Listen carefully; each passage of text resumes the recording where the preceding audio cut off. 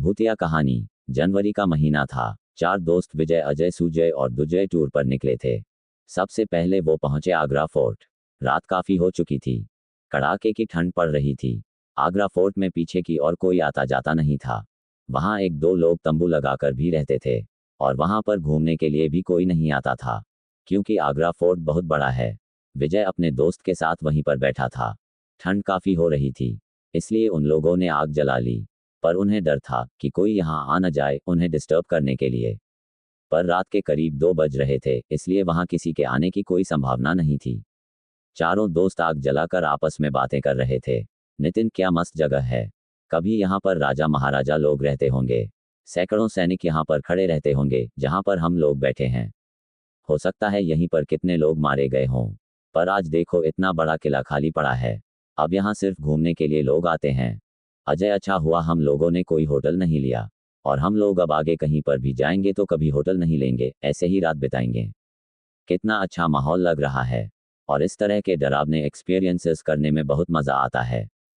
विजय, तो ठीक है, हम सब जहाँ भी जाएंगे ऐसे ही रात बिताएंगे, जो कि बहुत डरावनी हो, और उसमें 4 चांद लगाने के लिए हम में से हर बार कोई न कोई एक हॉरर कहानी सुनाएगा। लेकिन वो कहानी बनावटी नहीं होनी चाहिए। सच में उसके साथ वो घटना घटी होनी चाहिए, क्योंकि हर किसी के साथ कभी न कभी डरावनी घटना होती ही है ना। सुजय, तो ठीक है विजय, प्लान तूने बनाया है तो सबसे पहली कहानी तू ही सुनाएगा। इसके बाद हम सलाह कर लेंगे कि फिर कहानी कौन सुनाएगा। ठीक है विजय। विजय, ठीक है, तो दिल थाम कर तुम लोग बैठ जाओ और सुनो। अजय, ये कहानी तुझे ज़रूर पता होगी, क्योंकि तेरे साथ जो हादसा हुआ था मैं वही कहानी सुनाने वाला हूँ। अजय, अच्छा वो कहानी सुनाने जा रहा है तू? यार उस बारे में मैं सोच लेता हूँ ना तो मेरे रोंगटे खड़े हो जाते हैं। ठीक है, सुना, मज़ा आएगा। विजय, तो कहानी यहाँ से शुरू होती है कि रात के करीब 1 बजे हाईवे पर मैं अपनी स्कूटी पर कहीं जा रहा था। हाईवे पर दूर दूर तक कोई भी दिखाई नहीं दे रहा था।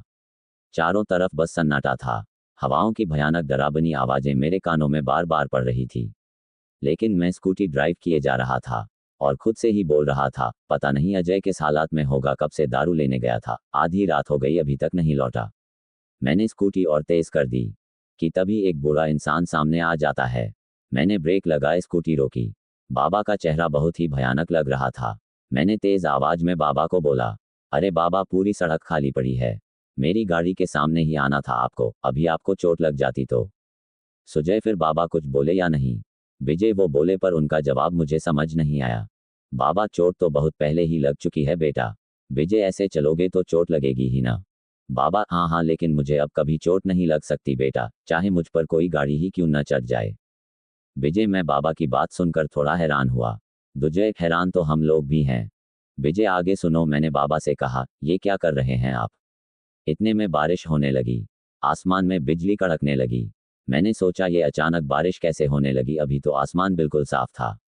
फिर बाबा ने कुछ ऐसा बोला जिस पर यकीन करूं या ना करूं समझ नहीं आ रहा था। बाबा, आसमान तो अभी भी बिल्कुल साफ है बेटा, वो ऊपर देखो।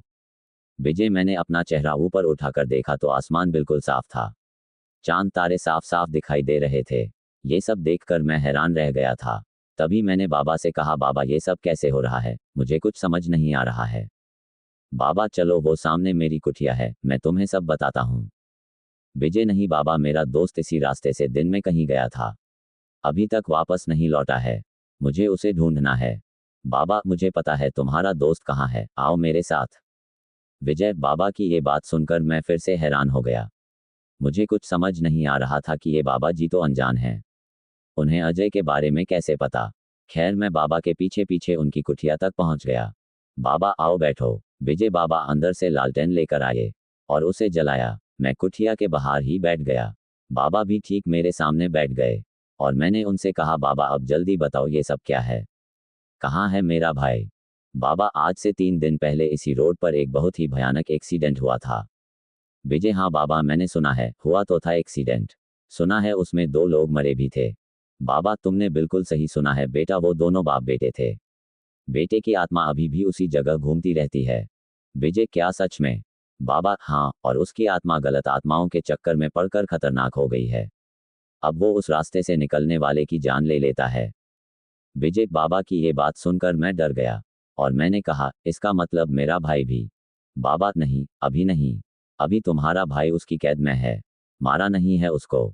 दुजे पर उस आत्मा ने अजय को अभी तक मारा नहीं था, ये बात बाबा को कैसे पता थी? विजय यही सवाल मैंने बाबा से पूछा। बाबा ये सब आपको कैसे पता है? मुझे समझ नहीं आ रहा बाबा। बाबा सब समझ आ जाएगा, थोड़ा रखो बेटा और पूरी बात सुनो। ये जो बारिश हो रही है ये कोई आम बारिश नहीं है, उसी आत्मा ने कराई है। विजय क्या? बाबा मेरा दोस्त अजय बहुत डरपोक है, वो तो डर कर ही मर जाएगा। प्लीज कुछ कीजिए, जब आप इतना कुछ जानते हैं तो मेरे भाई को बचा भी सकते हो ना? बाबा हाँ बचा सकता हूँ, लेकिन उसके लिए तुम्हें उसी जगह जाना होगा जहाँ एक्सीडेंट हुआ था। विजय आप नहीं चलोगे मेरे साथ? बाबा बाबा मेरा यहाँ रहना जरूरी है, तुम जाओ तुम्हारा दोस्त बच जाएगा, अगर जरूरत पड़ी तो मैं तुरंत आ जाऊंगा।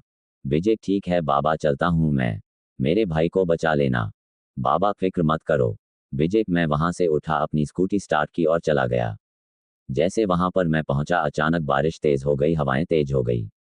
भयानक आत्माएं अजय को घेरे उसे डरा रही थी। वो नज़ारा बेहद खौफनाक था। अजय धीरे धीरे दबी आवाज में रो रहा था। मैंने अपने डर को कंट्रोल किया, तुरंत अपनी स्कूटी से उतरा और आगे बढ़ गया। मैंने अजय को आवाज लगाई, अजय तुम्हें कुछ नहीं होगा।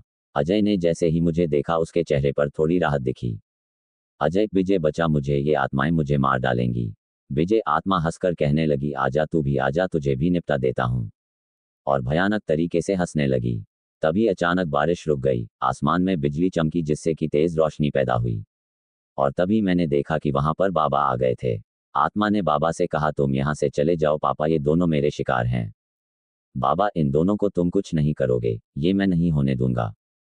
विजय तभी कुछ ऐसा हुआ जिस पर मुझे यकीन ही नहीं हुआ। सुजय ऐसा क्या हुआ विजय? विजय बाबा की आंखों से एक चिंगारी निकली जिससे वो आत्मा जलकर खत्म हो गई। वो आत्मा बाबा से जोर जोर से चीख कर कह रही पापा ये तुमने क्या करा?